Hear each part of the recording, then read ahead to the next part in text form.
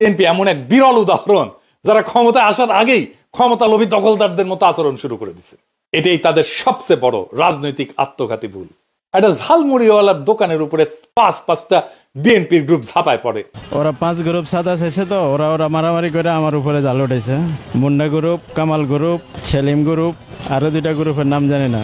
এটা শুধু একটা ঘটনা না, এইটা পুরা দেশের সবচেয়ে বড় রাজনৈতিক শ্রেণী, এই যে পেটি বুর্জোয়া বা ক্ষুদ্র ব্যবসায়ী, এদের হৃদয়ের উপরে আঘাত।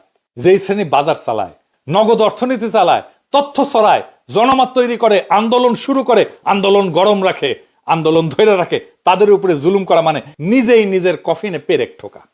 এবং সবচেয়ে ভয়ঙ্কর সত্যটা হচ্ছে বিএনপি এখনো ক্ষমতায় আসেনি, কিন্তু ক্ষমতায় আসার পথে সবচেয়ে বড় বাধা তারা নিজেরাই তৈরি করছে। বিএনপির লোকেরা মনে করে আমি তাদের ক্ষমতায় যাওয়ার পথে কাটা। জি না, আপনারা নিজেরাই আপনাদের ক্ষমতায় যাওয়ার পথে কাটা।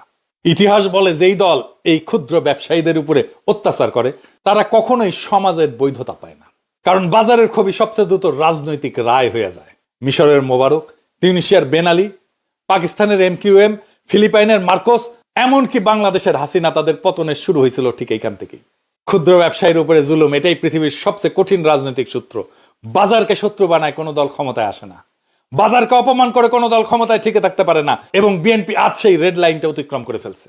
ক্ষমতায় স্বাদ পাওয়ার আগেই এই জুলুম, এই দখল, এই খাই মনোভাব বিএনপিকে আজকের নয় আগামী দিনের ক্ষমতার পথ থেকে সরাই দিছে। কারণ জনগণ যখন বুঝে যায় এরা ক্ষমতার আগেই এরকম, ক্ষমতায় গেলে না জানি কি করবে, তখন সেই দলের রাজনৈতিক ভবিষ্যৎ একেবারেই শেষ হয়ে যায়।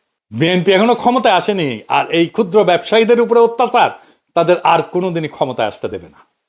এটাই বাস্তবতা, এটাই বাজারের রায়, এবং এটাই বাংলাদেশের ভবিষ্যতের রাজনীতি। ইনকিলাব জিন্দাবাদ।